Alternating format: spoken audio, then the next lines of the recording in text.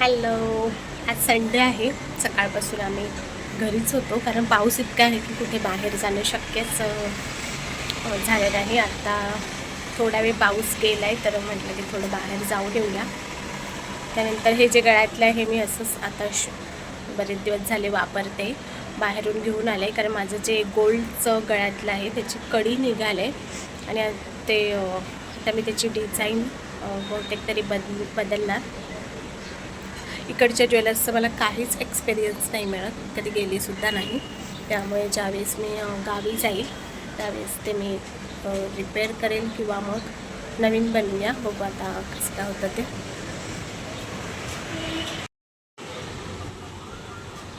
भरपूर पाऊस होता, आता गेला आहे तर बघूया. रेनकोट तर न्यावाच लागेल. फक्त द्वीपचा रेनकोट नेतो आणि छत आणला आहे तेव्हापासून काही यूजच झालेला नाही ना. तू काही मागतो आणि मग खात नाही. बघा तू कॅमेरा समोर बोलला. बघा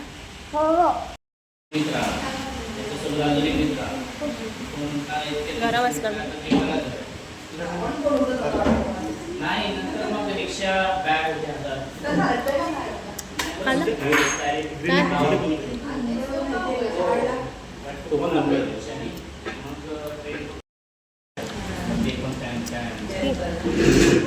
खाली बस ना, तू देत नाही कॅमेरा. हां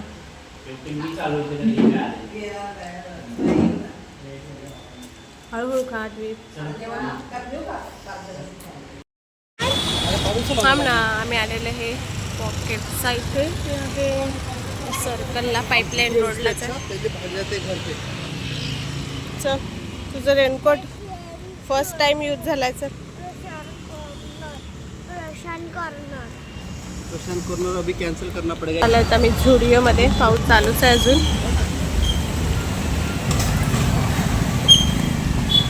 केस नीट कर. गर्दी भरपूर आहे. पार्किंग बघा. चल ना.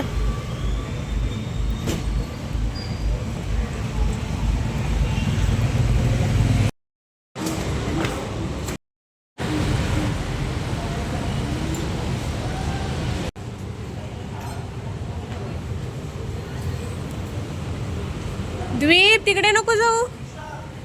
द्वीप तो निघालो, काय जास्त घेतलं नाही तर द्वीप बोलतो DIY मध्ये जाऊ दे.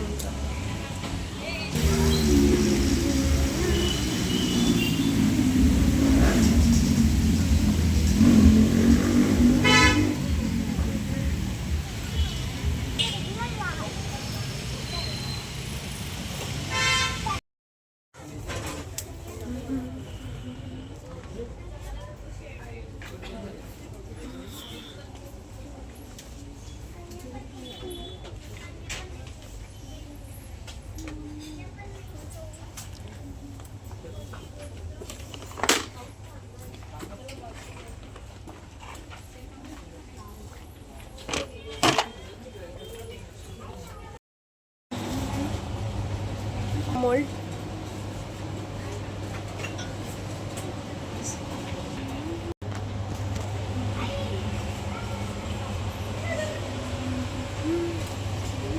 पाडशीला बेटा.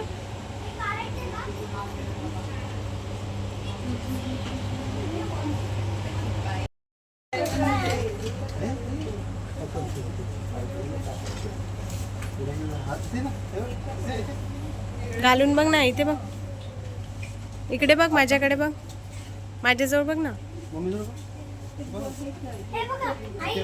दाखव तर मला. नाही घेत तो, जाऊ.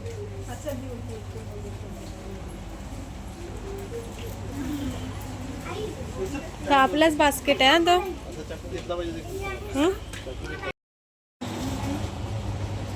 मोल्ड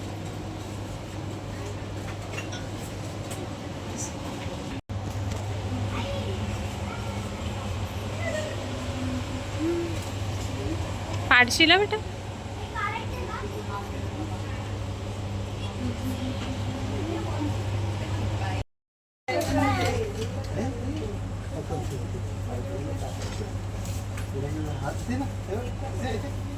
घालून बघ ना, इथे बघ, इकडे बघ, माझ्याकडे बघ, माझ्याजवळ बघ ना, मम्मी जवळ बघ. दाखव तर मला. बघ ना.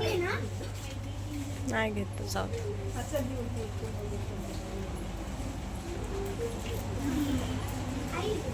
तर आपलाच बास्केट आहे हा तो. हं? काच आहे की प्लॅस्टिक आहे? प्राइस काय? प्लास्टिक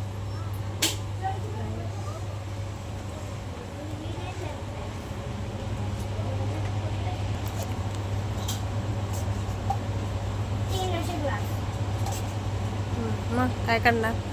चल जायचं घरी. चल बेटा.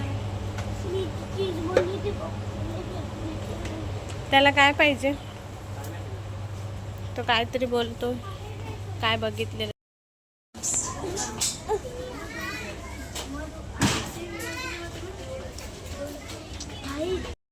दाखव ना.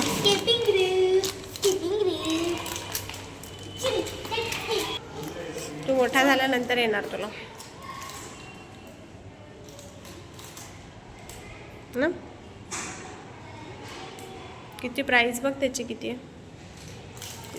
इकडे लावलेली वेगळी असते, दाखवतात वेगळी. मेरी भी चाहिए और एक हो गया क्या नहीं बघू येतं का तुला? कर. कधीपासून हे द्वीपला पाहिजे होतं. लहान पडते का? जरा उडी मारायची. उडी मार. येतं तरी का तुला? दे, मी शिकवते.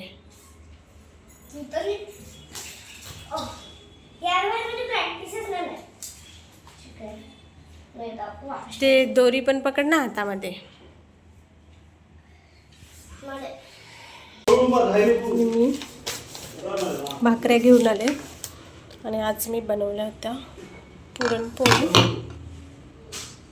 कढीसुद्धा बनवलेली. हे बघा इथे तर थंड झालं. तर आलू वडे बनवलेले माझ्यासाठी. तर भाकऱ्या काढून घेते.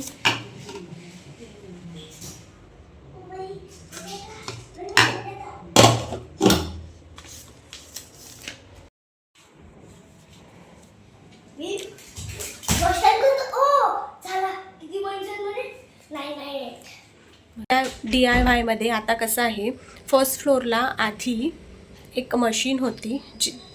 जो कोणता प्रोडक्ट आपल्याला चेक करायचं आहे ते आपण त्या मशीनवर स्कॅन करायचं आणि त्याची प्राईस आपण मागू शकतो आणि मग आपल्याला घ्यायचं तर घेऊ शकतो, किंवा बिलिंग काउंटरला आपण प्राईस विचारू शकतो, असं आधी होतं. बट आता ज्यावेळेस आम्ही गेलो त्यावेळेस ती मशीनसुद्धा नव्हती वरती. खालीसुद्धा आपण बिलिंग काउंटरला प्राईज विचारू शकत नाही. ते डायरेक्ट स्कॅन होईल आणि त्याचं बिल होईल. आपण नंतर कॅन्सलसुद्धा करू शकत नाही. असं त्यांनी आता सिस्टीम त्यांची चेंज केली त्यांनी. पण मला असं वाटते की आपण जो प्रोडक्ट घेतो त्याची आपल्याला प्राईस माहिती असली पाहिजे. प्रत्येकाचं एक बजेट असतं. असं नाही आहे की कोणी परचेस नाही करू शकत. ऑफकोर्स कोणीही घेऊ शकतं, पण एक आपण जी वस्तू घेतो आहे त्याची आपल्याला प्राईस माहिती पाहिजे एक्झॅक्ट. कारण की तिथे मेन्शन वेगळी केलेली असते, तिथे स्टिकर्स वेगळे लावलेले असतात. त्यामुळे आपल्याला कळतच नाही की ती कितीला आहे वस्तू. कारण की मी जी गोष्ट घेतली तिथे प्राईस वेगळी लिहिलेली. अगदी 4 काउंटर होते, 4ला प्राईस वेगळी होती. आणि ज्यावेळेस ते बिल झालं, कारण तिथे तर प्राईस सांगत नव्हते, मग बिल झालं त्यावेळेस मी बिलवर चेक केलं की ही अमाऊंट तर जास्त आहे. मग मी पुन्हा तिथे गेली चेक करायला की एक्झॅक्ट तीच प्राईस होती का. तर मी पाहिली, मग तिथे ते होते जे त्यांना मी सांगितलं की बिलमध्ये ही प्राईस येते आणि तुम्ही तर इथे कमी लावलं आहे. मग त्याला लक्षात आलं. मग त्याने ते 4ही लेबल इमिजिएटली काढले त्याने ते लेबल. आणि ते बोलले की प्राईस चेंज होत राहतात, आम्हालासुद्धा माहिती नव्हतं. तर इतकं काही डिफरंट नव्हता, हे 40 रुपयाचा वगैरे फरक होता. तर ठीक आहे, पण तरीही प्रश्न 30-40 रुपयाचा नाही आहे. आपण जे घेतो प्रोडक्ट त्याची आपल्याला एक्झॅक्ट प्राईस कळाली पाहिजे.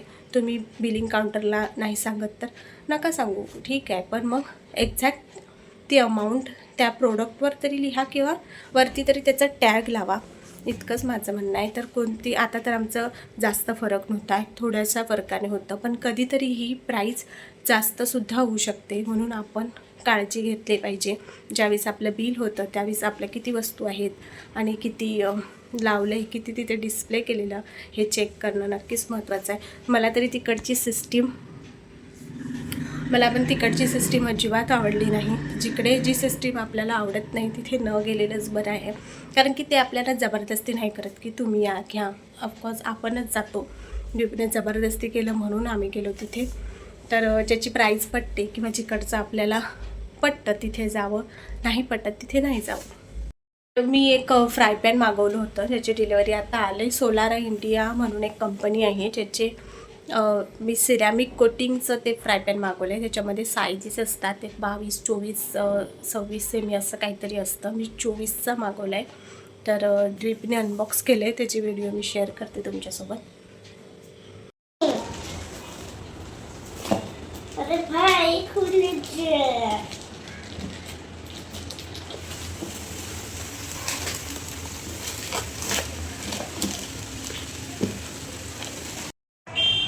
हा मी फ्राय पॅन मागवलेला 24 सेमीचा आहे. याची एक प्राईज आहे 2499, पण 1 महिन्यासाठी ऑफर होती. तर हा मला काहीतरी 1299 म्हणजे 1300ला आय थिंक मिळाला, मला आठवत नाहीच आहे. तर हे त्यांचे तो चमचा फ्री मिळाला. तर ह्याची कोटिंग जी आहे ती सिरॅमिक कोटिंग आहे. सोलार. आता मी तुम्हाला यूज केल्यानंतरच रिव्ह्यू देणार.